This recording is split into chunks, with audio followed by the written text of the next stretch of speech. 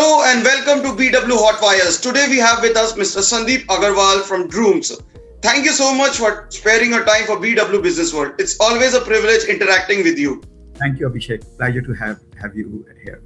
Sir, it's a known fact that the pandemic has impacted all industries, including yours. So what kind of impact did it have on your industry and how have you been able to come out of it? And what have been the key learnings derived out of this pandemic?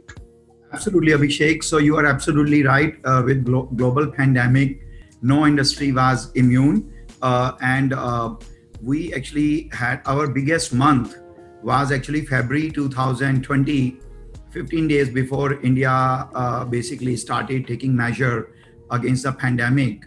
And by April, our business almost came to zero. So just to give you a sense, we were doing close to $100 million in GMV. And that business came to almost zero in April and stayed almost zero in April, May, June. And from July, it started picking up from $12 million in July. And now we are in our 9th month in a row where every month our business has significantly improved. And not only that, last 2 months, we have been bigger than our even pre-COVID all-time peak. COVID actually, on one hand, was very bad, but on the other hand, has provided a few tailwinds to our business. Number one is people no longer prefer public transportation as much as they did before COVID.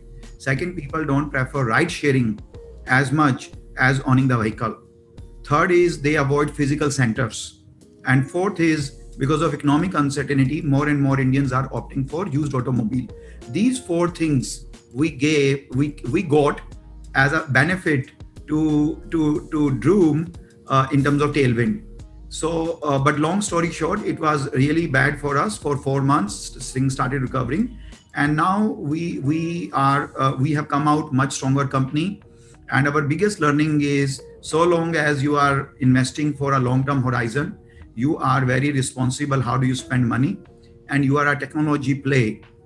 Even with a sudden downward economic cycle, you can actually sustain more so versus a traditional retailing model.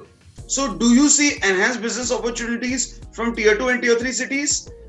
If yes, how do you tackle that? Because over there, broadband penetration is not that great and not that world class when it comes to tier 1 cities. So, Abhishek, absolutely a great question. As a marketplace, we are actually geography agnostic, because we don't need a physical center and actual inventory in any city we want to operate. All we need is an active listing from a seller and a high intent buyer in a city for us to have a transaction. You are absolutely right. The COVID was less concentrated in a second and third tier city, and hence that also reflected in our numbers.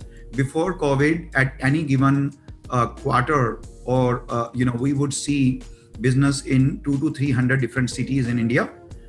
But during since COVID until now, we have now 900 cities where we are seeing transacting buyer and sellers.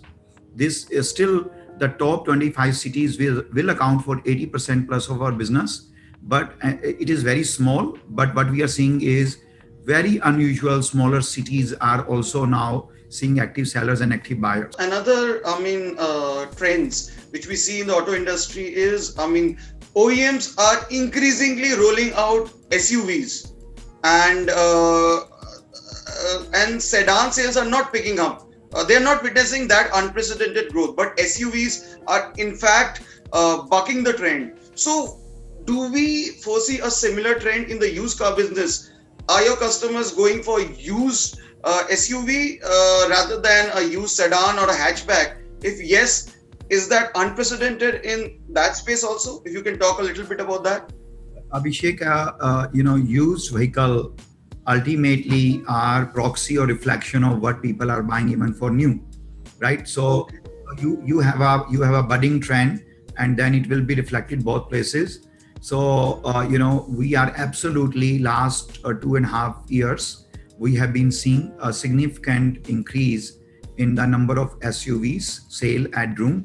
I don't have a number on top of my head, but for example, in the past, always in the top 10 cars sold, we will have, like, for example, most of the hatchbacks and sedans.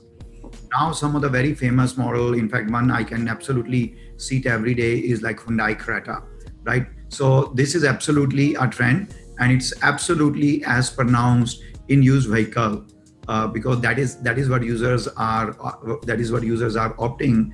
And on a new side, you can see, as you kind of implied in your question, most of the OEMs has a very well defined strategy for rolling out more and more SUVs. So there is an unprecedented growth post COVID-19. I've learned that you have witnessed a 260% growth in demand.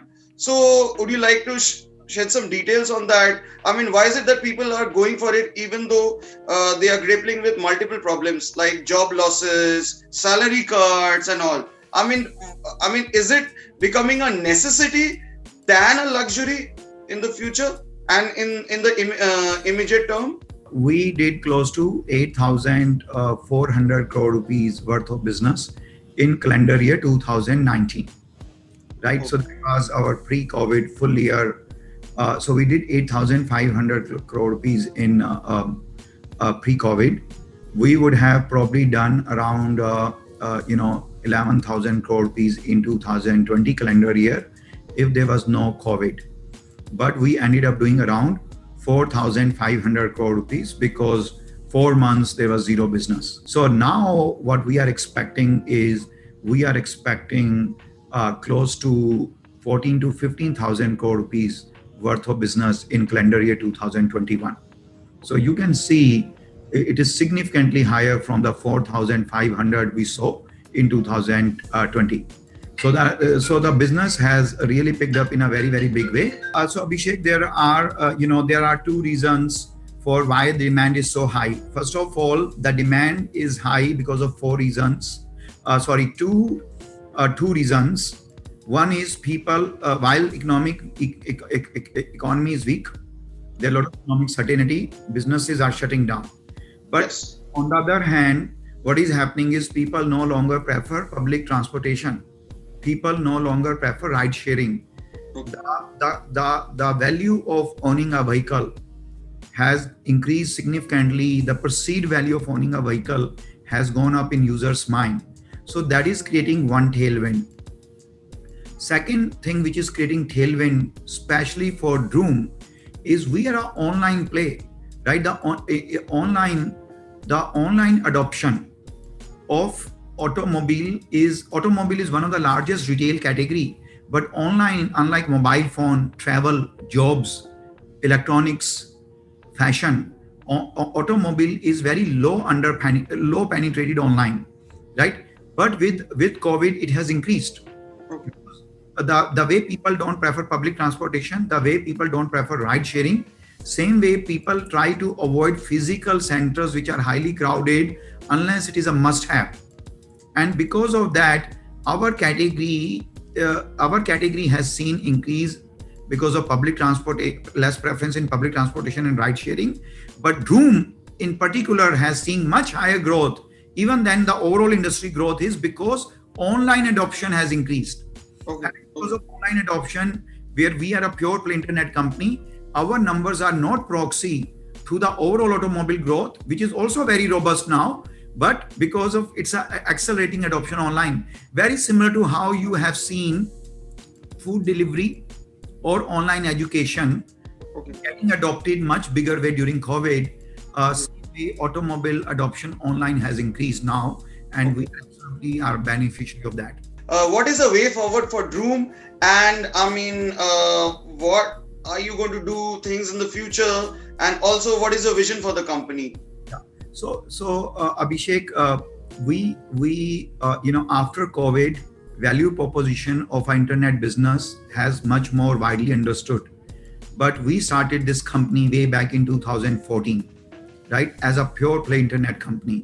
So our biggest vision is really to create a 21st century automobile buying and selling platform. If you look at the car, from the time Henry Ford invented assembly line, cars have become really advanced. We are talking about autonomous car, from a single charge car going for 500 kilometers. Look at the car, Tesla car and many other cars, so advanced. But automobile buying and selling, especially for the used automobile, has remained a very 19th century experience. So our biggest vision, long-term vision, which we have been working very hard to achieve every day, is to give in 21st century a 21st century automobile buying and selling platform, right? And so where we are is this year we can do, like in terms of numbers, we this year we will do close to 14,000 crore rupees in the gross revenue transacted on our platform, and we think this number could be as high as 1,50,000 crore rupees by 2025. Thank you, Mr. Sandeep Agarwal, for talking to BW Business World. It was an honor interacting with you. We wish you all the best in your mission and vision. Thank you so much. Thank you, Abhishek. Thank you for having me.